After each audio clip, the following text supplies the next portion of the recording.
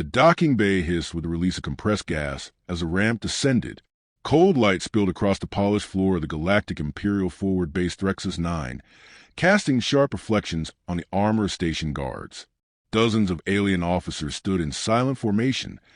Curious eyes and twitching antennae turned toward a lone figure emerging from the shuttle. He stepped out slowly, encased in matte black armor with no insignia, no color, no decoration. His helmet covered his face entirely, its visor unreadable. A long rifle rested on his back, and twin sidearms hung low on each thigh. He moved with no ceremony, no flourish, as if his arrival was just another part of routine he had long ceased to question. General Kasharn of the Volari watched with narrowed pupils from the observation deck above. "This is humanity's offering," he murmured, voice curling with disdain. His aide, a spherical AI drone named Vox, hovered beside him. Affirmative. Designation, Reaper. No given name disclosed. Record highly redacted. Military performance statistics anomalous. Kasharn snorted. "I requested a soldier, not a specter. Do the humans think this is a game?" Down below, Reaper stopped in front of the assembled officers. No salute, no words, just silence, heavy as a gravity plating beneath their feet. Commander Ezwaloka, a sharp-eyed Rithri with translucent skin and a braided command sash, stepped forward and cleared her throat. "You are assigned to Unit D9. Report to Barracks 12 for integration. Any questions?" Reaper tilted his head slightly, a gesture that could have meant anything. Then he walked past her without a word. The murmurs began the moment his footsteps faded. Primitive. Arrogant. Silent freak. But one voice, low and uncertain, said, "Or maybe he just doesn't need to talk." Barracks 12 was a blend of chaos and quiet. Aliens of various races shared the space. Towering Kraxri with chitinous limbs, sleek Sarans with photonic skin, and the dual-headed Zanari twins who never stopped arguing with themselves. All froze when Reaper entered. He chose the bunk closest to the far wall and sat. Not a glance to anyone. Not a word. Over the next few days, Reaper became a presence more than a person. In training simulations, he operated with mechanical efficiency. He cleared target arrays before others finished booting up. In hand-to-hand sparring, no opponent landed a hit. Some called it luck. Others began to wonder. Lieutenant Irex, a three-eyed Avenari known for his sharp tongue, decided to test a human's limits. During a downtime drill, he stepped into Reaper's path. "Hey, Terran, you got ears under that bucket or just sensors?" No response. "You think you're too good to talk to us? Too good to bleed like the rest of us?" The barracks quieted. Reaper stopped. Slowly, he turned his head. Irex's bravado faltered under that unreadable visor. Then, quietly, finally, the human spoke. "I just don't waste breath." His voice was cold and smooth. Not aggressive. Not angry. Just final. Irex stepped aside. Instructors began to notice. Reaper didn't react to insults, praise, or provocation. He completed each task as though he'd already done it 1,000 times before. When he was placed in the live-fire zone for evaluation, his speed and precision stunned even the auto-monitors. He disabled enemy drones, reprogrammed a hostile turret mid-combat, and neutralized a simulated hostage scenario in 42 seconds. Alone. Afterward, Instructor Malvek, himself a decorated war veteran of the Cygnus campaign, filed a quiet report to command.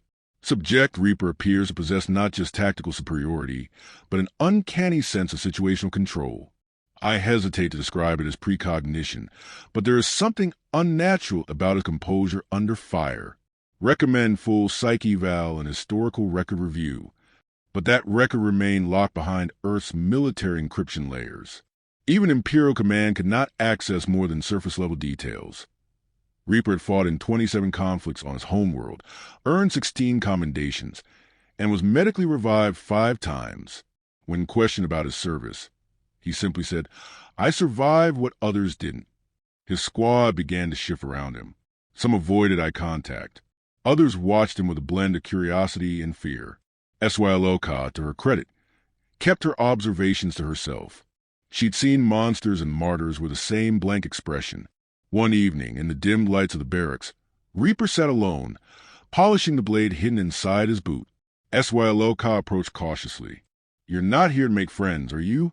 He didn't look up. "No." "Then why are you here?" He paused. For a moment, she thought he wouldn't answer. "They wanted a weapon." "I am that." "Is that all you are?" His fingers stopped moving. "I used to think so." She didn't press further. There was something in his voice, almost a flicker of humanity. Almost. The next day, the mission board lit up. Outer Rim. Pirate activity. Minor engagement. A standard deployment for a trial squad. Reaper's name was on the roster. As the team assembled, prepping gear and syncing maps, he stood silent once again. No questions. No concerns. Kasharn watched from the command center as the shuttle lifted off. He frowned. "Let's see if the human is anything more than an overhyped brute." Vox's voice buzzed beside him. Caution advised. Probability models predict unexpected outcomes when integrating Reaper into active field scenarios. Kasharn waved the AI away. Down in the shuttle, as the stars streaked past the viewport and weapon systems warmed, Reaper finally spoke to the team. "Don't get in my way." No threats. No arrogance. Just fact. They didn't understand what he meant. Yet. But soon they would. And the galaxy would never forget. The shuttle touched down on the scorched rock of Irex 7, a border world barely holding on to its place in the Empire's grasp. Once a mining colony, it had since evolved into a no-man's land of rebel holdouts, mercenary clans, and ancient, rusting war machines scavenged for parts. Dust devils curled through the air like whispering ghosts as Reaper stepped onto the hardened earth, his squad fanning out around him. Sergeant Troll, a lean, blue-scaled Chitauri with a cybernetic eye, took point. He tapped his wrist pad, bringing up the mission layout. 4 hostile confirmed in Sector Gamma. Light resistance expected. Move quiet, move fast. The squad nodded in unison. Reaper didn't. Troll glanced over. "You understand the plan, human?" Reaper responded without turning. "I move. You survive." There was an awkward silence, then a bark of laughter from the rear. Private Yuvo, a rookie Saran barely out of cadet training. "Confident for someone who's never bled in our wars," he muttered. Reaper didn't acknowledge the comment.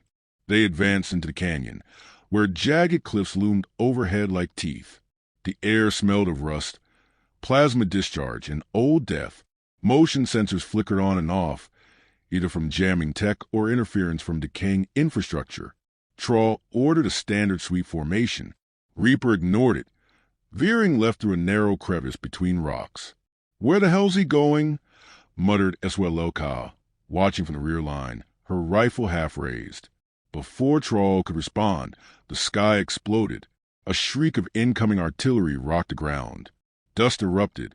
Screams followed. They were caught, ambushed by a larger force than predicted. Plasma bolts tore into the ridge, scattering the squad. Yuvo went down hard, his leg vaporized in the opening volley. The comms lit up with overlapping panic. Contacts on all sides. "Need cover fire." "I can't see." Someone jammed optics. In the chaos, no one noticed Reaper wasn't among them, until the gunfire shifted. Suddenly, the enemy lines faltered. Screams, this time from the rebels, cut through the static. Then silence. One by one, the squad crawled out of the craters, bleeding and shaken. Troll coughed, his armor scorched black. "Report. Sound off." Yuvo groaned beside him, half conscious. Syiloka limped toward the ridge, weapon ready. Then they saw him. Reaper walked out from the far end of the canyon alone. Blood dripped from his gauntlet. A gash across his chest plate steamed, but he moved without a limp. Behind him, in the distance, lay the wreckage of a rebel machine nest, burned-out hoverbikes, shattered exosuits and bodies. Lots of them. He approached without speaking, knelt beside Yuvo, and injected a stabilizer into the young soldier's neck. "You're not dead," he said quietly. "Don't waste it." No one knew what to say. Back at the mobile command shelter, Commander Syiloka reviewed the drone footage in silence. Reaper had vanished from the main squad during the ambush, circled wide, and infiltrated the enemy flank with surgical precision. He'd eliminated 19 hostiles in under 7 minutes using only a blade and suppressed sidearm. No backup, no cover, no hesitation. She replayed the footage again, not because she didn't believe it, but because she didn't want to. The others were less subtle. Troll cornered her in the corridor hours later. He's not normal. I saw him take a direct shot from AK-74 repeater that should have torn through his chest. It burned through his armor, she replied, but not him. He didn't flinch, didn't scream, just kept moving, like he wasn't alive to begin with. HFY stared at the wall a long moment. You think he's synthetic? I don't know. I think he's wrong. She didn't argue, because privately, she wasn't sure either. When the squad returned to Threxus 9 for debrief, the medbay registered abnormally low vitals from Reaper scan, lower than any standard human.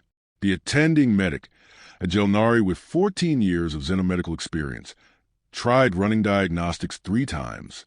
Each time, the system stalled. His blood's reacting to the med scanner like it's encrypted, the medic muttered. How do you encrypt blood? High Command requested the full mission playback. 2 analysts reviewed it. One called it tactically brilliant. The other whispered, he's a ghost in armor. Word began to spread. The human had killed more enemies in one operation than most squads did in a rotation. Not with artillery, not with drones, with his hands. He slept in silence, ate alone, trained alone. His quarters remained bare, no personal effects, no photos, not even a nameplate. When asked if he wanted to customize his armor, he replied, "It works." In the cafeteria, soldiers whispered in hushed tones. Stories evolved. Some said he was exiled from Earth for killing his own commanding officer. Others claimed he'd survived a bioweapon attack that melted a battalion. A few believed he wasn't even human anymore. HFY heard them all, but said nothing. She reviewed her own field report 3 times before submitting it. Operative Reaper displayed exceptional skill in hostile territory. Elimination of enemy personnel was performed with precision and control. Recommend continued deployment. However, advise psychological profiling and enhanced monitoring. Subject demonstrates behavior consistent with long-term exposure to extreme combat. Potential risk, desensitization. 3 days passed before the next assignment was posted. A new strike was scheduled. Minor objective, low resistance expected. Reaper's name wasn't listed. Instead, he was summoned to the command hall. Alone, Kasharn, flanked by 2 Valari guards and the AI Vox, stood before the towering map display. We have reviewed your operation footage. Your kill count exceeded projections by a wide margin. Reaper said nothing. The general studied him. You violated formation protocol, abandoned your squad, used unsanctioned tactics. Still nothing. Then Kasharn leaned in slightly. And yet you won. Reaper's visor glinted under the cold light. You brought me to kill, he said. So I did. Kasharn exhaled through his nose slits. Next time, follow orders. I follow results. As he turned to leave, Kasharn asked, Is that what you did on Earth too? Just followed results. There was a pause, long, heavy. Then Reaper replied, without looking back, You wouldn't want to know. And then he was gone, leaving only silence and questions that no one dared answer. The stars above Zerith's hollow were choked by ion storms, turning the sky into a writhing violet sea. The Imperial transport hovered over the drop zone, battered by turbulence, its hull groaning like an old beast forced into one more hunt. Inside, Unit D9 stood in grim silence, eyes on a human who sat with his back to the bulkhead, sharpening his blade with steady, rhythmic strokes. HFY tightened the strap on her chest harness, then glanced across the cabin. You've read the intel, she said, her voice pitched low. These aren't pirates. There's something else. Reaper didn't respond. Troll chimed in from the side. We're not cleared for full details. Just a retrieval. A listening post went dark 2 days ago. No distress call. No damage logs. Just silence. Yuvo shifted uncomfortably, his new cybernetic leg humming with each movement. You ever wonder what scares people into going quiet without a fight? The question hung there like a weight. The green light blinked over the exit ramp. The dropship opened its mouth to the storm below, howling wind rushing inside. The squad jumped. Zerith's hollow was a ruined world of black rock and dying structures. The old Imperial listening post rose like a shattered ribcage, its towers cracked and leaning, antennas torn down as if clawed by some unseen predator. Lightning cracked in the distance. The air stank of ionized ozone and ash. They moved in formation, weapons ready. Reaper led without needing to be told, scanning every angle with a cold, methodical calm. When they reached the main entrance, Trawl tapped his comm. Central node breached, requesting interior light feed. Nothing. Inside, the halls were empty. No blood, no bodies, just signs of struggle. Overturned chairs, shattered terminals, long drag marks streaked across the floors. SYLK crouched beside one. These tracks, someone was pulled, not carried. Trawl checked the scanner. No biosigns, no tech signals, not even heat signatures. They pressed deeper into the facility. Then the lights flickered, just once. A high-pitched whine buzzed through the corridor, and then the doors sealed behind them. Yuvo spun. That wasn't me. I didn't touch anything. Stay calm, SYLK ordered, raising her weapon. Emergency lockdown, maybe, or someone triggered it. That's when the whispering began. At first, it was dismissed as static, ghost noise from fried comms. But then the words took shape. They weren't in any known language. A chattering, skittering chant that crawled into their ears and made something ancient stir in the back of their minds. Trawl snarled, slapping his helmet. Make it stop, damn it. Yuvo dropped to one knee, clutching his head. They're inside my thoughts. SYLK barely managed to stay focused. She turned to Reaper, only to find him utterly still. His head cocked slightly as if listening, but not in fear, in recognition. You've heard this before, she said hoarsely. Reaper's voice was low. They used it on Earth. Once, in the Deep War. What is it? Psychogenic interference. Not tech, not magic, just engineered hate. The corridor ahead groaned, and a shape emerged. It wasn't a soldier. It wasn't even a being.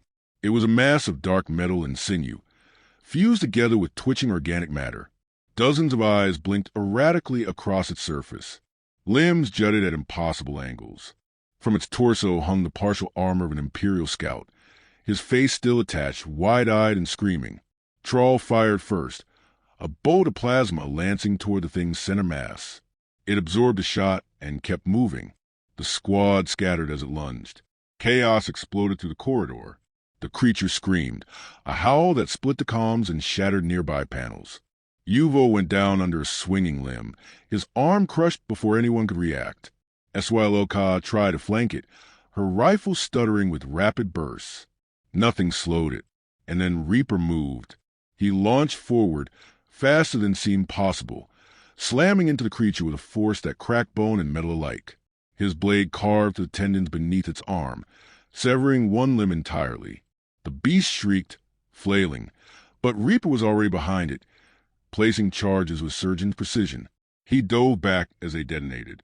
The creature buckled, stumbling, but not dead. Reaper landed beside Trawl, catching the rifle that had been knocked from the sergeant's hand. This doesn't die easy, Trawl grunted. Reaper's voice was calm. It doesn't die scared either. Then he raised a rifle and fired directly into its shrieking mouth. The plasma ignited something volatile inside. It burst. Ash and shrapnel rained down the corridor. SYLK pulled Yuvo's barely conscious form to safety.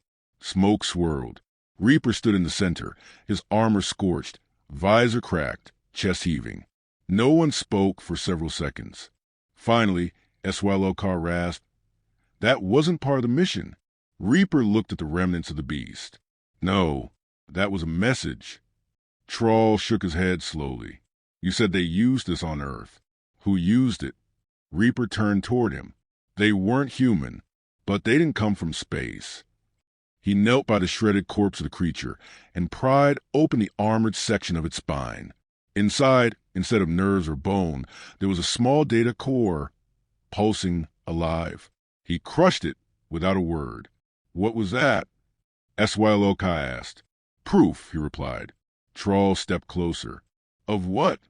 "That something old is waking up," Reaper said quietly, "and it remembers us." Syloka looked around at her battered team. Yuval moaned softly, his chest rising and falling. The air smelled of fire and rot. They'd come for a listening post. Instead, they'd found a warning, and the war they thought they knew had just changed its face. The tribunal chamber aboard the Imperial Dreadnought Vigilant Resolve was vast and cold, carved from black alloy and lit by a dozen pale blue plasma torches lining the walls. The seats were filled with military brass, intelligence officials, and silent observers whose faces were hidden by optical veils. At the center stood Reaper, unarmed and unhelmeted for the first time since his arrival in the Empire. He did not look like a monster, not at first glance. But the longer one stared, the harder it became to deny the inhuman stillness in his eyes, the absence of doubt or fear in the scars, both fresh and ancient, that wove across his face like an atlas of violence. High Commander Kasharn presided from his elevated dais, flanked by Vox, the sentient AI, and Admiral Drixos, whose disapproval was practically vibrating off his armor. The mission report from Zerith's Hollow had been reviewed, dissected, classified, and still it sparked more questions than answers. "You disobeyed containment protocol," Kasharn said, his voice steady. "You engaged an unknown biological entity with no backup, no quarantine safeguards, and destroyed its data core without authorization."